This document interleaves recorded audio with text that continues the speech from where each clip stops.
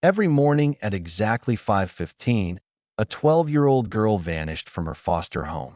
No one heard her leave. No one saw her go. The family assumed she was still asleep in the shared bedroom. The caseworker thought she was simply adjusting to yet another placement. But when the truth finally came out, where she went, what she found in the empty desert at dawn, and who was waiting for her there, the discovery left the entire town speechless. This is the true story of the orphan who met the Virgin Mary in the borderlands of Texas and the chain of miracles that followed. Before we continue, share in the comments where you're watching from and what time it is there. Let's see how far the miracles of the Virgin Mary have reached. And if you haven't yet joined our family, subscribe now, because here, each day, we witness the tender love and mighty power of the Mother of God. Her name was Elena Rivera, 12 years old, small for her age, dark hair always tied back in a simple braid, eyes too serious for a child. She had been in the Texas foster system since she was 8. For years, 7 different homes. Each move chipped away another piece of her. Her mother died of ovarian cancer when Elena was 7. The illness came fast. 1 month her mother was laughing at the kitchen table. 3 months later she was gone. Elena's father had disappeared before she was born. No photo, no name she could hold on to.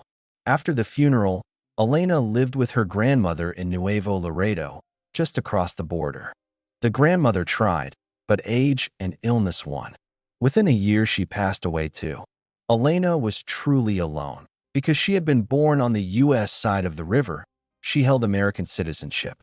Authorities brought her back to Laredo, Texas, and placed her in foster care. That began the cycle. Home to home. Some families were kind, but stretched thin with too many children already. Others took her in only for the state check. They fed her, gave her a bed, but never gave her belonging. One placement was worse. They locked her in a bedroom for hours when she misbehaved. They shouted over small mistakes. Elena learned quickly. Stay quiet, stay small, never ask for anything. Invisibility became her protection. Her current home belonged to the Guzman family on the far eastern edge of Laredo, where pavement gave way to caliche roads and mesquite scrub. Mr. and Mrs. Guzman were in their mid-50s. Their own children were grown and living elsewhere. They fostered to supplement income. They were not cruel. They provided meals, clean clothes, school supplies. But warmth was scarce. Elena had been there 4 months, her 7th placement. She shared a small bedroom with 9-year-old Camila, a talkative girl who filled the silence Elena preferred to keep. The house sat at the end of a dirt lane. Behind it stretched open desert, thorny brush, prickly pear, dry earth cracked from months without rain. Most people called it empty. To Elena, it felt like freedom. No one watched her there. No one expected her to speak or smile or pretend everything was fine. Every morning, her body woke at 5:15 without an alarm. She lay still for a few minutes, listening to Camila's soft breathing. Then she slipped out of bed, pulled on worn sneakers, a hoodie, and jeans. She moved through the dark house like a shadow. The back door latch barely clicked when she closed it. She was gone before the first alarm in the Guzman bedroom sounded at 6:30, but she always walked east, toward the place where the sun would rise. She did not have a fixed destination. She walked until something inside her said stop, usually near a thick mesquite tree that offered thin shade in the heat of day or beside a low outcrop of caliche rock. There she sat on the ground, knees drawn up, and waited for dawn. She watched the sky shift from black to deep blue to gray. Then came the first thin line of gold on the horizon, spreading slowly until pink, orange, and amber flooded the sky. For those few minutes, the world felt kind. The sunrise belonged to her alone. No one could take it away. No one could tell her to stop crying if tears came. She remembered her mother in that quiet. She let herself feel the ache without anyone demanding she move on. No one in the Guzman house noticed her absences. Camila slept through it. The adults rose later. Elena always returned by 6:15, slipped back into bed, and pretended she had never left. For months, this was her secret rhythm. Until one Thursday in late October, when the sky was still full of stars and the air carried a sharp chill, everything changed. Elena walked the familiar path east, breath visible in the cool October pre-dawn. The ground crunched softly under her sneakers. Stars still hung bright overhead, the thin crescent moon low in the sky. She moved steadily toward the mesquite tree she had claimed as her spot. About 15 minutes out, she noticed something different. A light, not the faint gray hint of approaching sunrise. That was still 20 minutes away. This was a steady, soft glow near the base of the tree. Blue-white, gentle, brighter than any lantern or phone screen she had ever seen in the desert. She stopped. Her heart picked up speed. No one came out here at this hour. The nearest neighbor was miles away. Had someone followed her? Was it a lost hiker? A trespasser? Elena stood frozen, watching. The light did not flicker or move. It simply held, warm and calm, like the glow of a candle seen through fogged glass. Her first impulse was to turn back, slip into bed, pretend she had never left the house. But something stronger kept her feet planted. Not fear, not exactly curiosity. It felt like a pull, quiet but firm. She took one slow step forward, then another. The light grew brighter as she approached, yet it never hurt her eyes. Instead, it felt comforting, the way sunlight feels on skin after a long, cold night.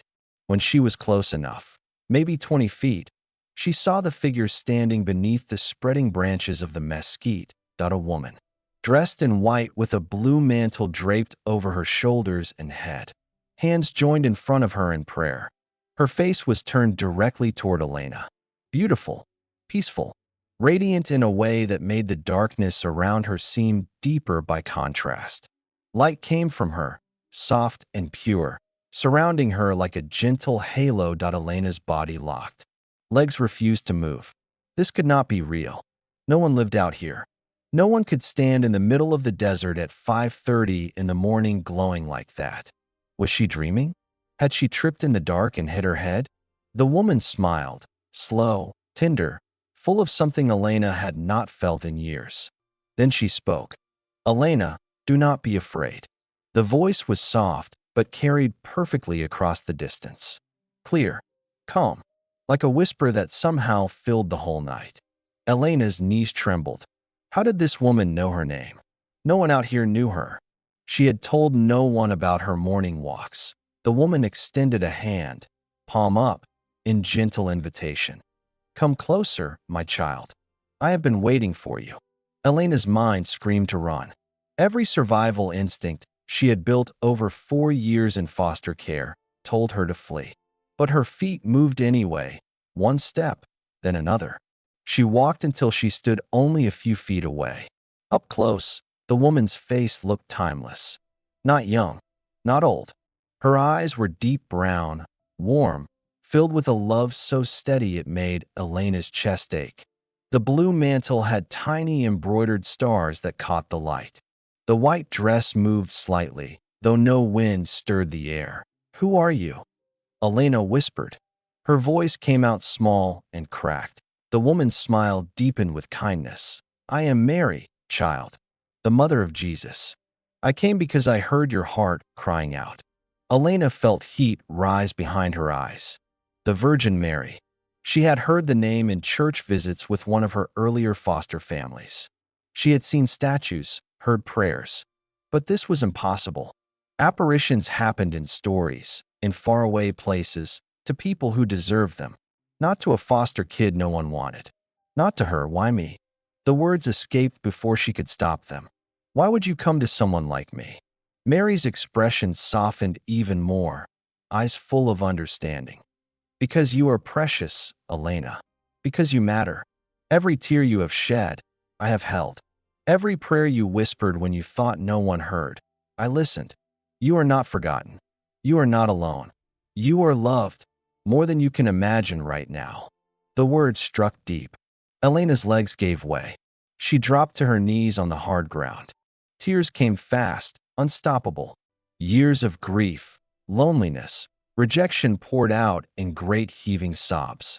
She cried for her mother's empty hospital bed, for her grandmother's quiet funeral, for every locked door, every cold welcome, every time she had been told to be quiet or invisible. Mary knelt beside her without hesitation. Elena felt arms wrap around her, warm, solid, real. A hand stroked her hair gently. Soft breath touched her forehead. "Let it out, my daughter," Mary whispered. "Let it all go. I am here. I will not leave you."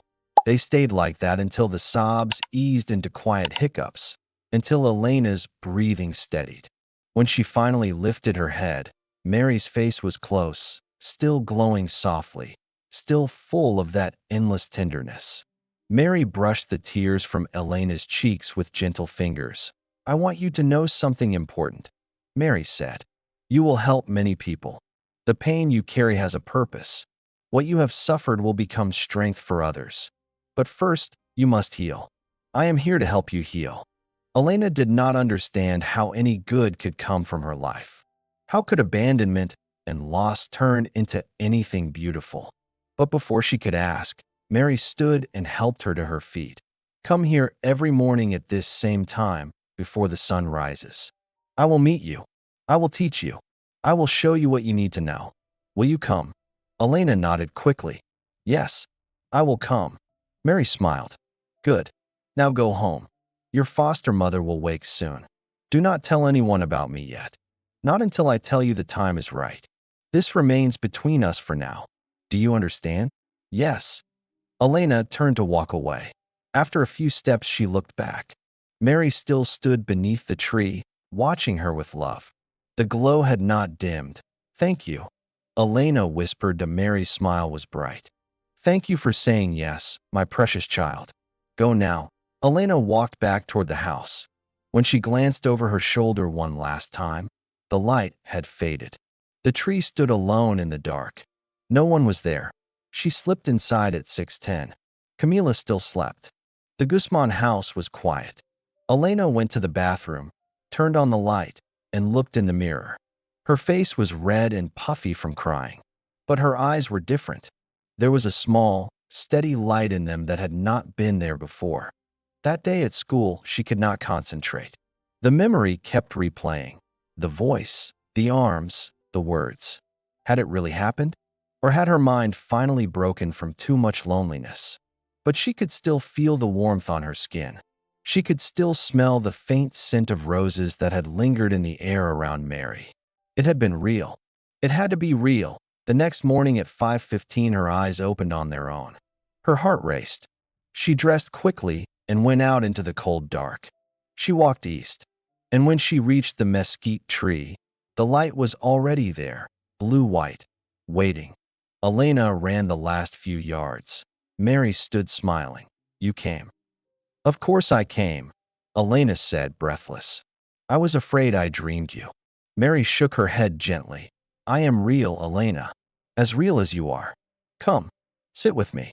They sat together on the ground as the sky began to lighten. And there, in the quiet desert before dawn, Mary began to teach her.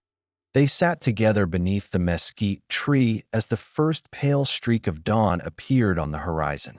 Mary's presence filled the space with quiet warmth. Elena felt no fear now, only the strange comfort of being truly seen. Mary took both of Elena's hands in hers. The touch was gentle, steady, like sunlight held in skin. "I want to teach you how to pray, Elena," Mary said. "Not the prayers you may have heard in school or church, the ones said quickly without feeling. I want to teach you to speak to my son from your heart. Tell him your fears. Tell him your pain. Tell him your hopes. He listens. He always listens." Elena looked down at their joined hands. "I don't think God cares about me. If he did, my life wouldn't be like this. My mom wouldn't have died. My grandma wouldn't have left. I wouldn't be moved from house to house like something no one wants." Mary did not pull away. She waited until Elena met her eyes again. "God allows suffering, Elena, not because he does not love you, but because this world is wounded. It is not our final home. Your heart has been broken open by pain. A heart that has never broken can hold only so much love. A broken heart can hold much more because it knows what it is to need mercy. You will see. Now close your eyes. Pray with me. Elena closed her eyes. Mary began to pray slowly, softly. She prayed for Elena's healing, for peace to replace fear, for hope to grow where grief had taken root. The words were simple, but each one felt personal, as though Mary knew every hidden wound. Elena listened at first. Then, hesitantly, she joined in. At the beginning, her voice shook. She felt awkward, exposed. But as Mary continued, Elena found herself speaking too, halting words at first, then more freely. She told God about the night her mother stopped breathing, about the day her grandmother's hand went cold, about the nights she cried into her pillow so no one would hear. She asked why. She asked for help. She asked to feel loved again. When they finished, the sun had risen fully. Golden light poured across the desert, touching every thorn and stone. Elena opened her eyes. The heaviness inside her chest had lifted, not gone completely, but lighter. She could breathe more easily. This became their daily rhythm. Every morning at 5:15, Elena woke. She walked east to the tree. Mary waited. They prayed together. Mary spoke to her about God's love, how it was not earned, how it never left even when people did. She spoke about forgiveness, not only receiving it, but giving it. She spoke about purpose, how pain, when placed in God's hands, could become a bridge to help others. Day by day, Elena changed. The sharp edges of her anger softened. The constant fear of being moved again lost some of its grip. She began to sleep more soundly. She began to look people in the eye at school. 2 weeks after the first meeting, something shifted at school. During lunch, Elena walked into the girls' bathroom and found a classmate named Sophia crying in one of the stalls. Sophia was in the popular group, pretty, confident, always surrounded by friends. Elena had never spoken to her. Normally, she would have left quietly, but something stopped her. "Are you okay?" Elena asked through the door. A sniffle. Then Sophia's voice, small. "No, I'm not." Elena waited. The door opened slowly. Sophia's eyes were red. Mascara streaked her cheeks. "My parents are getting divorced," Sophia said. "They told me last night. Everything's falling apart. I don't know what to do." Elena sat on the tile floor beside her. "I know what that feels like, when your whole world breaks." Sophia looked at her, surprised. "You do?" Elena nodded. "My mom died when I was 7. Cancer. Then my grandma died. I've been in foster care ever since. I know what it's like to feel like nothing will ever be okay again." Sophia stared. "I'm so sorry. I didn't know." "It's okay," Elena said quietly. "But I learned something lately. When everything falls apart, that's when you find out what really matters. And you're stronger than you think." They talked for the rest of the lunch period. Elena shared what she had learned in the desert, without mentioning Mary. She talked about how pain could teach you to see other people's pain, about how asking for help was not weakness. Sophia listened. When the bell rang, she hugged Elena tightly. "Thank you," Sophia whispered. "You have no idea how much I needed that." Elena smiled for the first time in a long while. "I think I do." From that day, Sophia and Elena became friends. Sophia introduced her to her group. Suddenly, Elena had people to sit with at lunch. People who asked how her day was. People who saved her a seat on the bus. It felt strange, almost frightening, to be noticed in a good way. But Sophia was patient. She included Elena in everything. Slowly, Elena learned to trust that she would not disappear again the next week.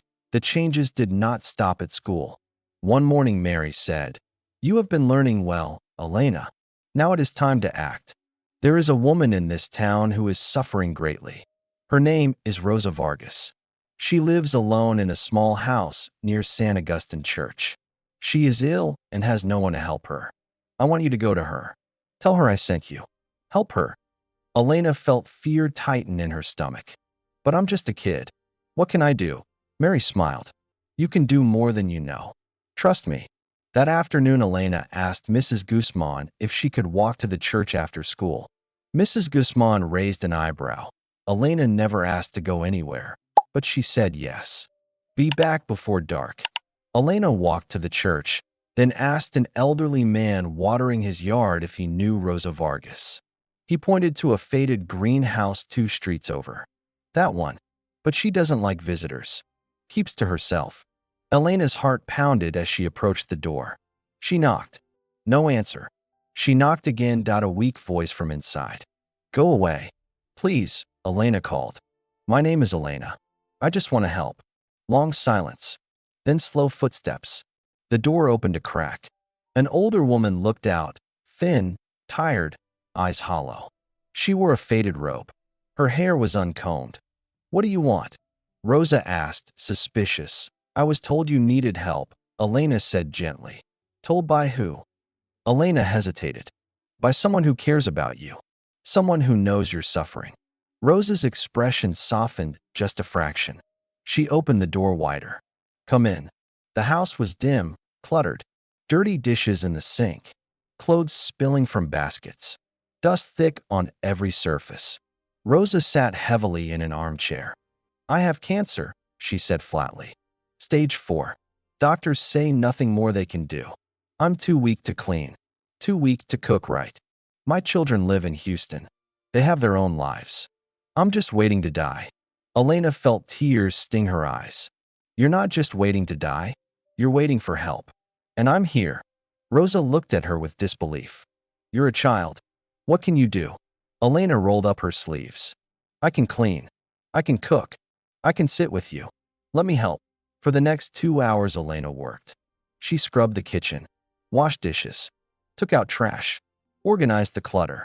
Rosa watched in stunned silence. When Elena finished, she said, I'll come back tomorrow.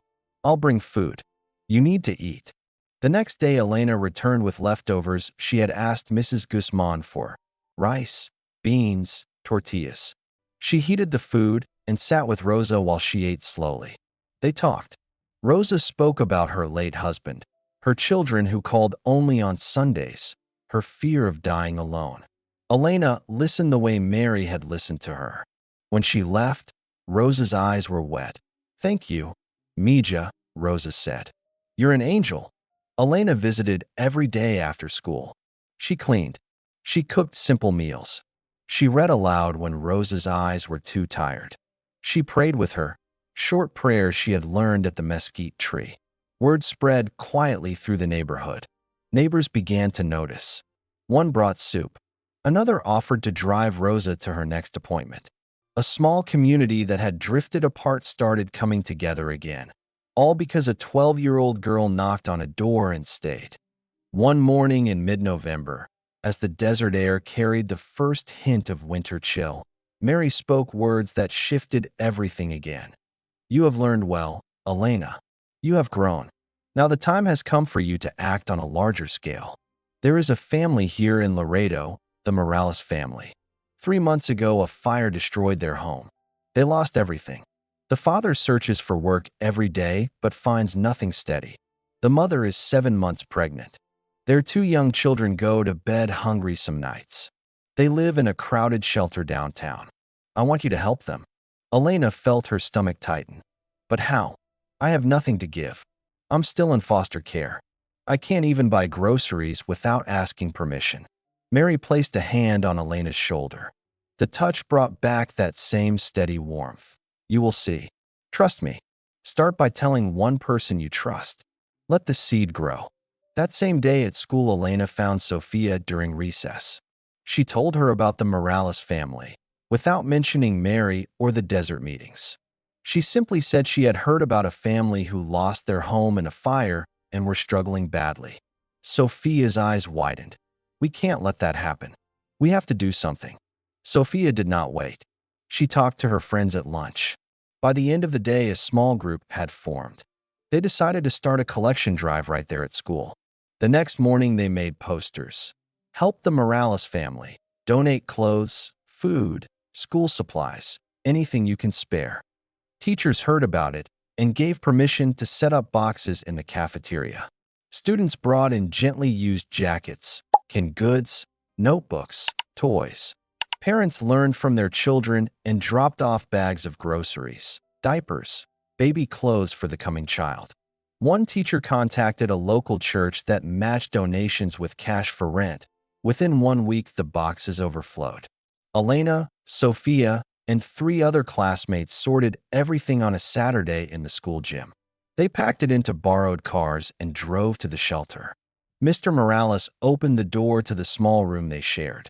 When he saw the teenagers carrying boxes, his face froze in disbelief. Mrs. Morales stood behind him, one hand on her swollen belly, the other covering her mouth. "How did you know?" Mr. Morales asked, voice thick. Elena looked at him steadily. "Someone who loves you told me." They unloaded the supplies. The children ran to the toys with wide eyes. Mrs. Morales cried as she held a stack of newborn onesies. The family had been on the verge of being split up. Shelter rules limited stays. With the donations and the church's help, they moved into a small 2-bedroom apartment the following week. Food filled the cupboards. A part-time job opened for Mr. Morales at a local warehouse. The baby arrived healthy 2 months later. Word of the drive spread beyond the school. The principal called a special assembly. She stood on the stage and told the entire student body about the collection, about the Morales family's new start, about how a group of middle school students had shown what compassion looked like in action. She asked Elena to come forward. Elena stood there, heart pounding, while hundreds of eyes watched her. The principal spoke of Elena's quiet kindness, of how one person's decision to help could start a chain. Elena felt her face burn, but underneath the embarrassment was a small, warm pride. Mary had been right. She could make a difference. More requests followed. One morning, Mary told Elena about a veteran living in his old pickup truck near the river. He had served in Afghanistan, came home with injuries no one could see, and now struggled with paperwork and pride. Elena organized a small group to bring him meals and help him apply for benefits. Another time, it was a single mother working 2 jobs whose electricity was about to be cut off. Elena rallied classmates to cover the bill for 1 month while the woman caught up. Each time Mary gave the name, the situation, the gentle instruction, "Go. Help. Show them they are not forgotten." Elena never mentioned the apparitions. She let the actions speak. But the pattern became impossible to ignore. People in Laredo began to talk about the quiet girl who finds people who need help. The local newspaper ran a short article. 12-year-old foster child sparks acts of kindness across town. Then a television station in San Antonio picked up the story. A reporter interviewed Elena outside her school. She answered simply, "I know what it feels like to need help and have no one show up. So I try to be the person who shows up." Donations started arriving. Small checks from viewers, gift cards, school supplies. A local Catholic church set up a fund in Elena's name to support her efforts. Volunteers offered rides, storage space, time.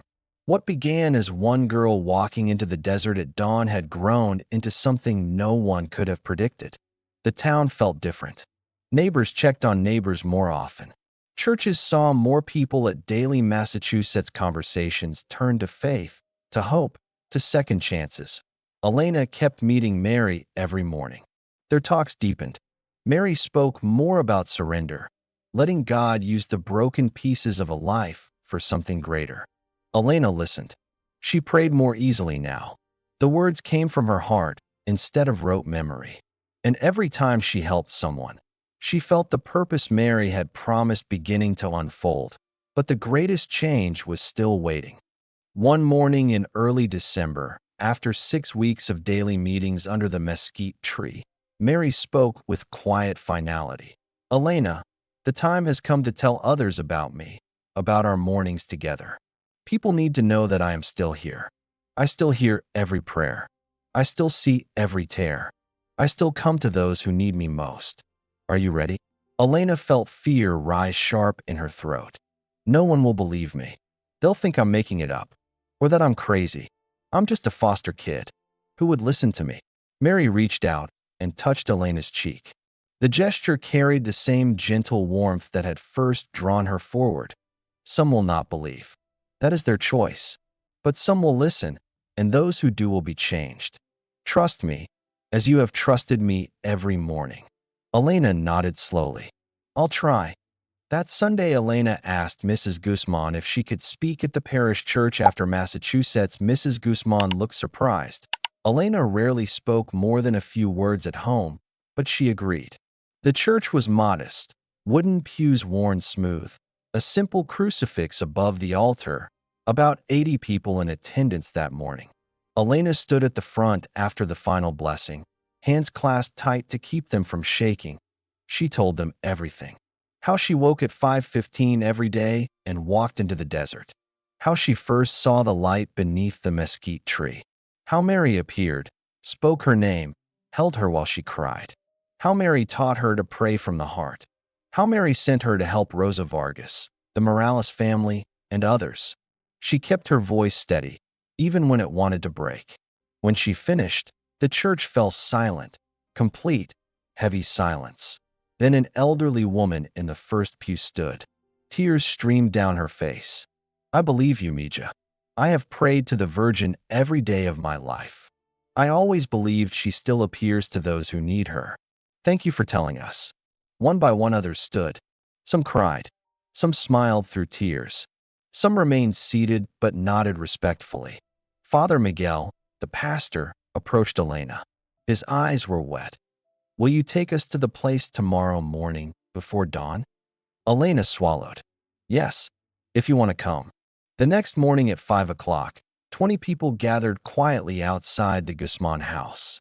Father Miguel, the elderly woman from Mass, Sophia and her mother, several neighbors, a few strangers who had heard through word of mouth. Elena led them east through the dark desert. No one spoke much. The only sounds were footsteps on dry earth and the occasional soft prayer whispered into the cold air. They reached the mesquite tree just before 5:15. Everyone formed a loose circle and waited in silence. Minutes passed. 5, 10, 15. Nothing. Elena felt panic claw at her chest. What if Mary did not come? What if everyone thought she had lied? Then the light appeared, soft blue-white, growing steadily brighter near the base of the tree. Gasps rose from the group. Several people dropped to their knees. Others made the sign of the cross. Some began to weep quietly. Mary stood there, exactly as Elena had seen her every morning. White dress, blue mantle with tiny stars, hands open in welcome. Her face glowed with peace. She looked at the gathered people and smiled. Then she spoke. Her voice carried clearly across the still air, gentle yet unmistakable. I am here. I have always been here. I hear every prayer. I see every tear. I love each one of you. Do not be afraid. Do not lose hope. I am with you always. The light brightened for a single moment, brilliant, warm, forcing everyone to shield their eyes. When it faded, Mary was gone. But the peace remained. It hung in the air like the scent of roses after rain. No one moved for a long time. Father Miguel knelt on the ground, tears streaming. He looked up at Elena. You spoke the truth. She is here. She is really here. News spread through Laredo like wind across the desert. By noon, the whole town knew. By evening, local news vans arrived. By the next day, hundreds walked to the mesquite tree, some to pray, some out of curiosity, some hoping to see for themselves. The Catholic diocese sent investigators. They interviewed Elena for hours. They spoke with every witness. They examined the site. The formal process would take months, perhaps years. But for those present that December morning, no further proof was needed. They had seen. They had heard. They knew. Mary appeared to Elena a few more times over the following weeks. Their conversations grew quieter, more tender. One morning Mary said, "My work with you in this way is nearly complete. You have done everything I asked. You have changed this town. You have shown that miracles still happen. Now it is time for you to live as a child again, to let others care for you the way you have cared for so many." Elena's eyes filled. "I don't want you to go. I need you." Mary wiped her tears. "I am not leaving you, Elena. I am always with you. You simply will not see me like this anymore. But every time you pray, I listen. Every time you need me, I am there. You are never alone. Do you believe me?" Elena nodded through sobs. "I believe you." 1 week before Christmas, Elena received life-changing news. A couple from San Antonio, Robert and Linda Nguyen, had followed her story on television. They had no children of their own. They had prayed for years to adopt. When they saw Elena's interview, something settled in their hearts. They contacted the foster agency immediately. The process moved faster than anyone expected. On Christmas Eve, Elena met them in a small office at the agency. Robert and Linda looked at her with open, gentle love, the kind Elena had not felt since her mother's arms. Linda knelt to Elena's level. "Do you want to come home with us, Elena? Do you want to be our daughter?" Elena looked into their faces, hopeful, patient, kind. She thought of Mary's words about purpose, about healing, about love that never leaves. She smiled, small but real. "Yes, I want to be your daughter." Robert and Linda both cried. They hugged her tightly. "You're home now, sweetheart. You're finally home." Elena lives in San Antonio with her parents now. She is 15. She visits Laredo often. She returns to the mesquite tree to pray, sometimes alone, sometimes with groups who still come seeking hope. The tree has become a quiet pilgrimage site. People leave flowers, rosaries, handwritten notes. Many report graces received, healings, renewed faith, answers that arrived when they were needed most. The diocese continues its careful investigation. But for Elena, the truth does not depend on a verdict. She still wakes at 5:15 most mornings. She no longer sneaks out. She prays in her room, light on, door closed. And sometimes, just sometimes, she smells roses on the air. She feels a familiar warmth. She hears a whisper so soft it might be imagination. But Elena knows better. It is Mary. Still there, still watching, still loving, just as she promised. Before we finish, I want to invite you to join our prayer community dedicated to the Virgin Mary, a place where people from every corner of the world gather to pray, to share graces received, and to walk together in faith. If your heart feels drawn to this chain of prayer, click below and become a member of the channel today. Come pray with us. And if you have followed Elena's story to the end, do one small thing for me. In the comments, write the 2 words that changed everything for an orphan girl at dawn in the Texas desert. I am here. I want to see how many hearts this story has reached. Every time I read, "I am here," I'll know one more person believes that the miracles of the Virgin Mary are still happening. If this story moved you, subscribe and turn on notifications. Share in the comments a grace or miracle you have received.